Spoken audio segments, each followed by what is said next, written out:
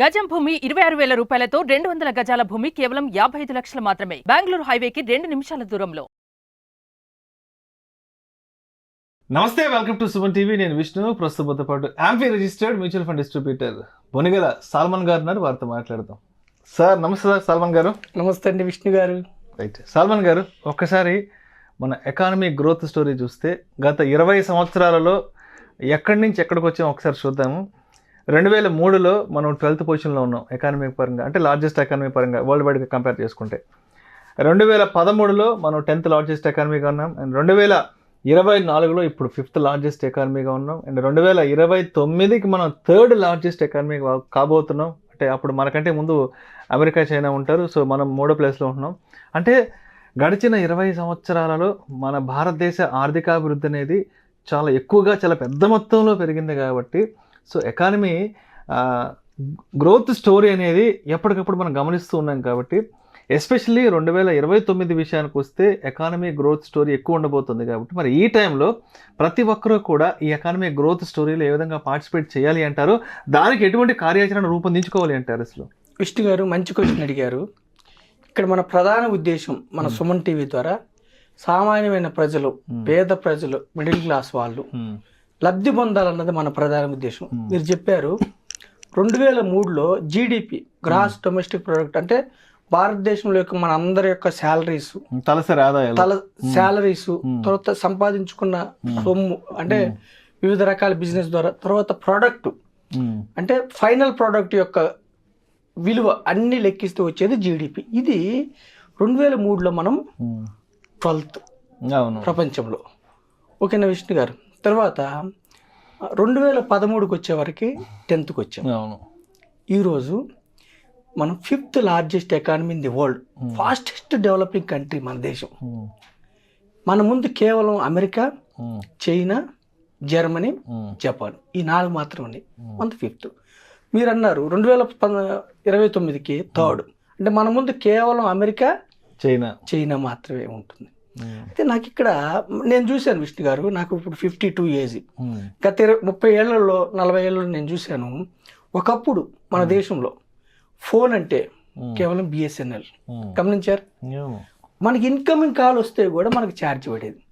91లో economic reforms తర్వాత telecom రంగంలో మనకి ఆర్థిక సంస్కరణల వల్ల, సరళీకృతం చేయటం వల్ల ఇప్పుడు ఐడియా, ఎయిర్టెల్, జియో ఎంత చౌకగా ప్రతి ఒక్కరు భారతదేశంలో 130 కోట్ల మందిలో ఎక్కువ మందికి, 80-90 కోట్ల మందికి కూడా మనకి ఇప్పుడు ఫోన్స్ ఉన్నాయి.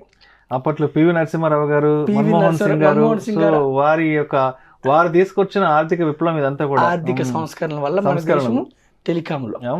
ఒకప్పుడు బ్యాంకింగ్, మన డబ్బులు మనం తీసుకోవాలంటే గవర్నమెంట్ బ్యాంకులో మనం వెళ్ళి లైన్లో నుంచొని మన డబ్బులు మనం తీసుకోవాలంటే కూడా గంట సేపు పట్టేది.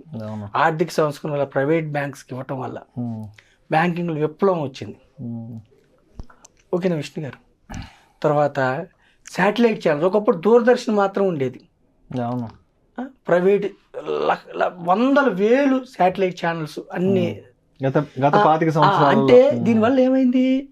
ఎకానమీ బూస్ట్ అయింది, ఎంప్లాయ్మెంట్ వచ్చింది, అందరికి ఆదాయం పెరిగింది. మనం ఈ గ్రోత్ స్టోరీలో మనం చూసాం. ఇప్పుడు మన భారతదేశంలో సంప్రదాయంగా సేవింగ్స్ ఏం చేస్తారంటే విష్ణు గారు, బ్యాంకుల్లో కానీ, పోస్ట్ ఆఫీసులో కానీ, ఇన్సూరెన్స్లో పెడతారు. ఇన్ఫ్లేషన్ తినేస్తుంది డబ్బుని, మనకు తెలియకుండా చెదలబట్టినట్టు.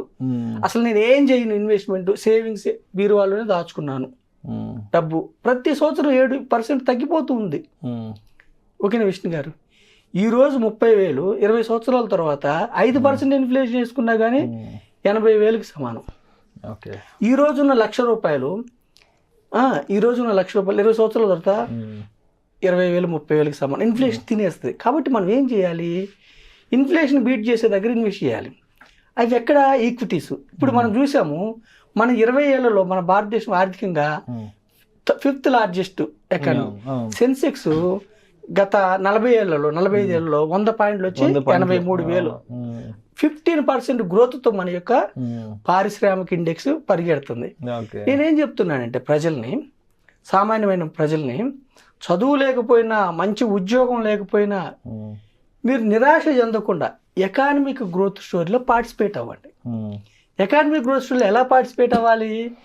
మనకి సెబీ ఇచ్చిన అదృష్టం, గవర్నమెంట్స్ ఇచ్చిన అదృష్టం ఏమిటంటే, ఒక కంపెనీలో స్టాక్ కొనాలంటే మీకు జెండర్ డిఫరెన్స్ లేదు, కలర్ డిఫరెన్స్ లేదు, ఏ డిఫరెన్స్ లేదు. మీకు డీమ్యాట్ అకౌంట్ ఉందా, కంపెనీలో ఓనర్ అవ్వచ్చు. ఓకే, కంపెనీలో ఓనర్ కావాలంటే డీమ్యాట్ అకౌంట్ ఉండాలి. అయితే ఒకే కంపెనీ ఇప్పుడు బిజినెస్ సైకిల్ ఒకప్పుడు టాప్గా పెర్ఫార్మ్ చేసిన ఇన్ఫోసిస్ కూడా 2-3 ఏళ్ళ నుంచి ఇబ్బంది పడుతుంది. బిజినెస్ సైకిల్ అంటే ప్రతి కంపెనీకి మన లైఫ్లో ఎలా అయితే అప్ అండ్ డౌన్స్ ఉంటాయో కంపెనీస్కి కూడా అప్ అండ్ డౌన్స్ ఉంటాయి. కాబట్టి ఈక్విటీ మ్యూచువల్ ఫండ్స్ నేను ఎందుకు ప్రమోట్ చేస్తున్నా అంటే, ఈక్విటీ మ్యూచువల్ ఫండ్లో మీరు పెడితే 500 కానీ 1000 రూపాయలు కానీ 2000 కానీ ప్రతి నెల పెట్టుకుంటే ఈ ఎకానమిక్ గ్రోత్ స్టోరీలో మీరు పార్టిసిపేట్ అవుతారు. ఈ యొక్క అభివృద్ధిలో మనం పార్టిసిపేట్ అవుతాం. ఓకేనా విష్ణు గారు? ఈక్విటీ మ్యూచువల్ ఫండ్స్లో నెలకి 1000-2000తో కూడా లాంగ్ పీరియడ్లో పవర్ ఆఫ్ కాంపౌండింగ్ వల్ల మీరు ధనవంతులు అవుతారు. చరిత్ర నిరూపించింది. సెన్సెక్స్ గత 45 ఏళ్ళలో 100 రూపాయలు 83,000 అయింది. సెన్సెక్స్లో 1,00,000 రూపాయలు పెట్టిన వాళ్ళకి 8,30,00,000 అయింది. 15% CAGR. ఎన్ని అప్ అండ్ డౌన్స్ ఉంటే కూడా. సో మనకి ఒకప్పుడు ఎక్స్పోర్ట్స్ డిఫెన్స్ యొక్క పనిముట్లు మనం దిగుమతి చేసుకున్నాం, ఇప్పుడు మనం ఎక్స్పోర్ట్ చేస్తున్నాం. Make in India. Smart phones ఇప్పుడు మనం ఎక్స్పోర్ట్ చేస్తున్నాం విష్ణు గారు. యాపిల్ ఫోన్స్ మనం ఎక్స్పోర్ట్ చేస్తున్నాం. కెమికల్ ప్రొడక్ట్స్ ఎక్స్పోర్ట్ చేస్తున్నాం. ఐటీ సర్వీసెస్లో మనం టాప్, ఎవ్రీ ఇయర్ 10% ఎక్స్పోర్ట్ చేస్తున్నాం. ఓకేనా విష్ణు గారు? అంటే మనము ఎక్స్పోర్టింగ్ రంగంలో వెళ్తున్నాం, డెవలపింగ్లో ముందుకు వెళ్తున్నాం. నేను ప్రజలను ఏం కోరుకున్నాను, సామాన్య ప్రజల్ని ఈక్విటీ మ్యూచువల్ ఫండ్స్ F&Oలో డబ్బులు పోగొట్టుకోవద్దు. నాలెడ్జ్ ఉంటేనే F&O. సెబిఐ చెప్తుంది మనకి 100లో కేవలం 10 మందికే డబ్బు వస్తుంది, 90 మంది పోగొట్టుకుంటున్నారు. మీ హార్డ్ ఎర్న్డ్ మనీ తీసుకెళ్ళి స్టాక్స్ అనగా F&Oలో పెట్టుకొని తెలియక డబ్బులు పోగొట్టుకోవద్దు. ఇంట్రాడేలో డబ్బులు పోగొట్టు. నాలెడ్జ్ ఉంటే మీ ఇష్టం, కానీ రిస్క్ తెలుసుకోండి. నేను చెప్పేది ఏమిటంటే, ఈక్విటీ మ్యూచువల్ ఫండ్లో సామాన్య మానవుడు కూడా నెలకి 1000 రూపాయలు కట్టే వ్యక్తి కూడా 30 ఏళ్ళు పెట్టుకుంటే 12%తో 30 లక్షలు వస్తున్నాయి. 12% అజ్యూమ్ చేస్తే.